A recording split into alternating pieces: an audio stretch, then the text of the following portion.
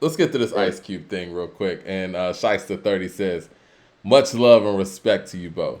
Same to you guys, man. We love y'all in the Peace. chat. And Yeah. Thank you, we're about to everybody. give y'all a great show. All right.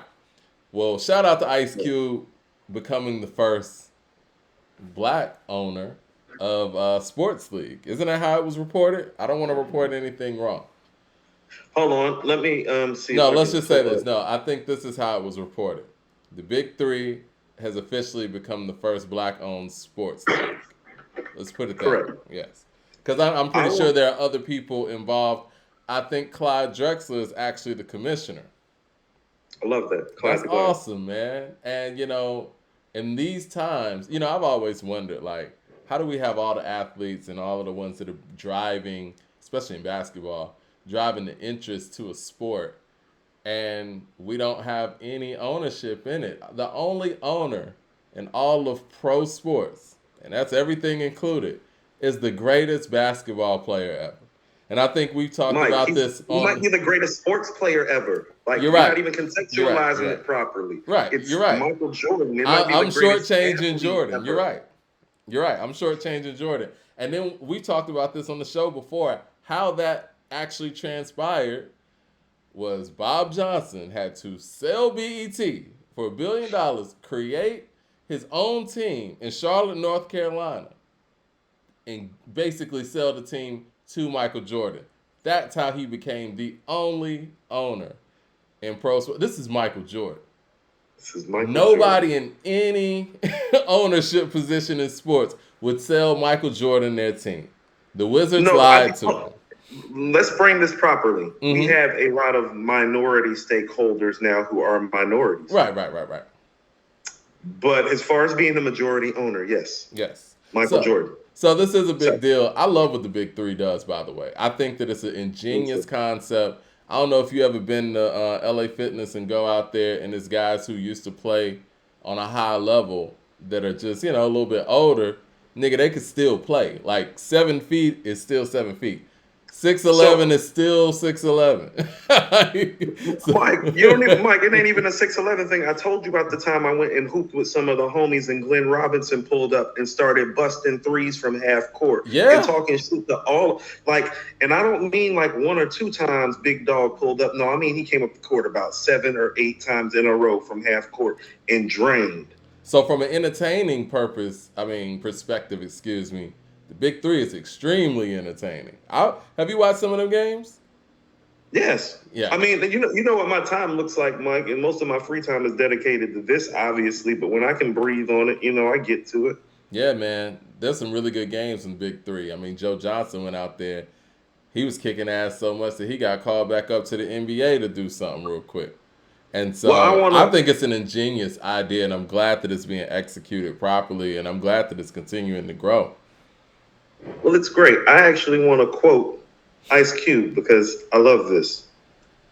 When I got bused to school, homies called me a sellout. Now let's pause because I know a little bit of the backstory about this.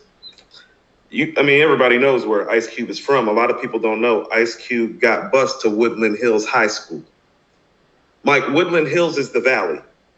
I know Woodland Hills is the valley because when I was making my first solo album, Obi moved to Woodland Hills in the middle of our recording sessions. And I had to finish my recording sessions with him before I came back to Atlanta in Woodland Hills. And when I got up there, I was like, what the fuck is this? He's like, this is the valley, Coop.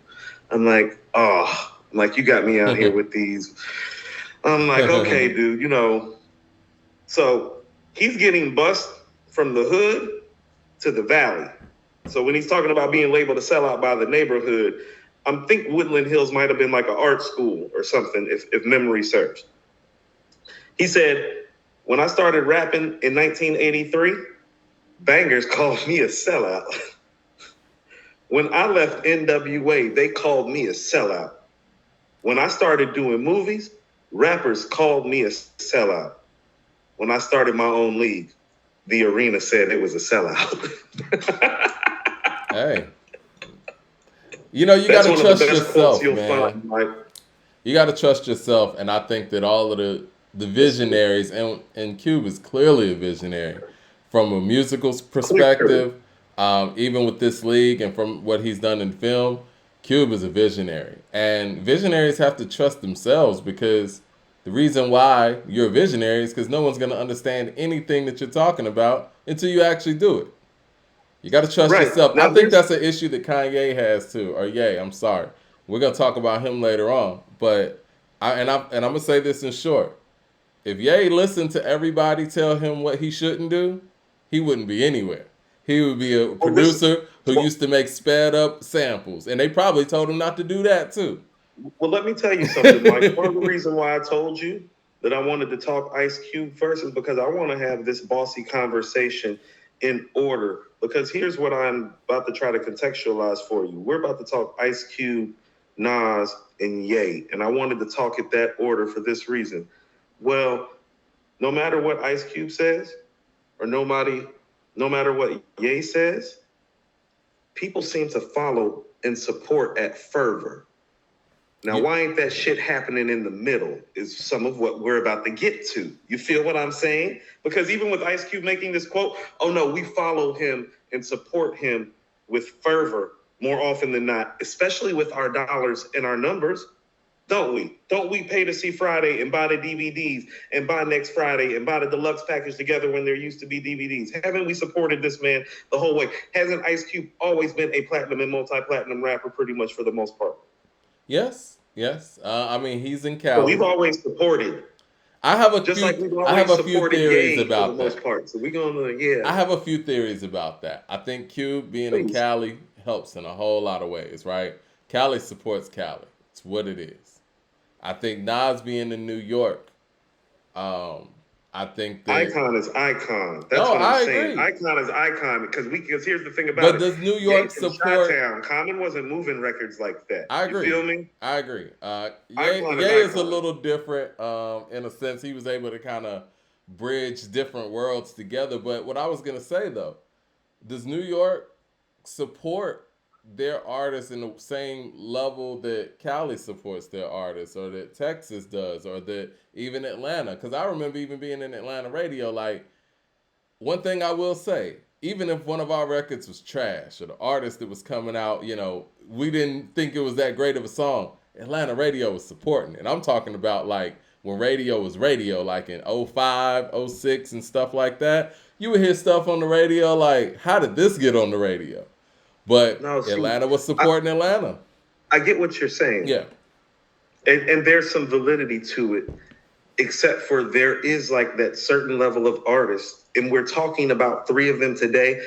Oh, well, those type of rules just they really don't apply, I because agree like with it's like, well, no, that's Ice Cube, that's Nas, that's Kanye. It's like no, those rules that you're talking about, Mike, they kind of apply, but they apply like on the level of like a 10th or a 20th percentile, not an 80th or 90th percentile. All You right. get The what other I'm thing saying? I was gonna say though is, and I think we discovered this, at least I've discovered this to a whole different level since we've been doing this podcast.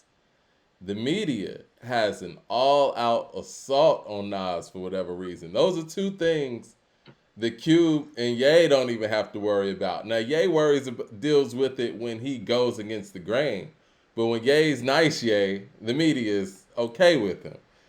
Nas doesn't Okay. have to do anything, and for whatever reason, the tone from every major publication, every major media outlet, it's coming at him in a disrespectful manner, and I never understood it. No, I do.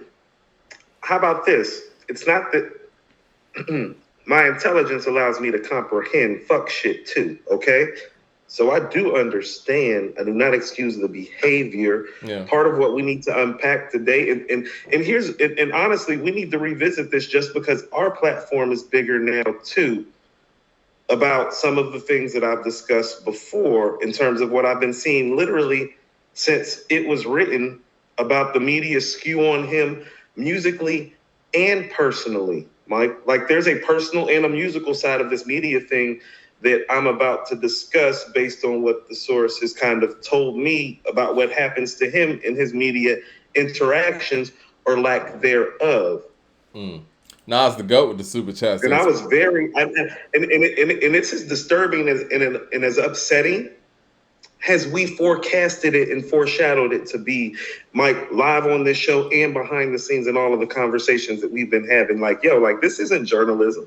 Right. I mean, we would pull up the articles right here on live in front of everybody, We read read them them, on and these break lives. them Yes, we down. have. Like, Yeah. why is this? Why are these terms even being used in an album review? It would be literally an album review about nothing about the album. Like the writings would have nothing to do with the actual album. And then when an album like Magic came, you have publications out there that will report the sales from the first week, but they wouldn't actually review the album. And it's like, come on, what are we doing? Let me get No, to some that's of what these I super mean, chats Mike. real quick, though. I'm gonna let you Hold finish on, hold it. on. Yeah, No, go ahead. Mike. Let me just say, Go ahead. we really about to get to it today because we about to specifically talk about the numbers and what the media does with his numbers. Oh, we putting other people's numbers on Front Street and about to ask some real questions so that there's like no doubt within his fan base or in the media that it's known that you are literally slandering and biased towards this man. Like I've got evidence and proof. Like I've got evidence and I've got a source now. And I You will feel what say I'm this, saying? That's different. and I've said this That's on the not show. me. That's not you and me talking and pulling up and gossiping. I Right. have evidence and a source. Like I went and found some numbers. Like there is a chart, Mike, for numbers from 2021 rap artists that he's not even on With 2 albums. with 2 albums. Nah. And see, this is the thing, man. Like, the shit's well received, from too. a viable publication, Mike. Right. Let me get to these super chats, and Run it. we'll get into this topic. Nas Run to it. go with the super chat says, "Peace, Kings. Hope all is well." Yes, everything is great, man. We got new music on the way. 007, my man. I talked to 007 earlier. He says, I "Queens." talked to him last night. Yeah, he told me. He said, "Queens get Yeah. the money. Y'all for the victory lap. 11-11." Yes, Right. sir.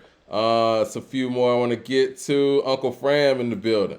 He said, "Yo, Coop, I want my credit for telling you to talk about Nas without mentioning the other guy." Yeah, Uncle Fram said that too. He said, "I'm sure Leroy Uncle Fram told said you that too. Me and Leroy belong to a very specific minority in this great community." Yes, you do.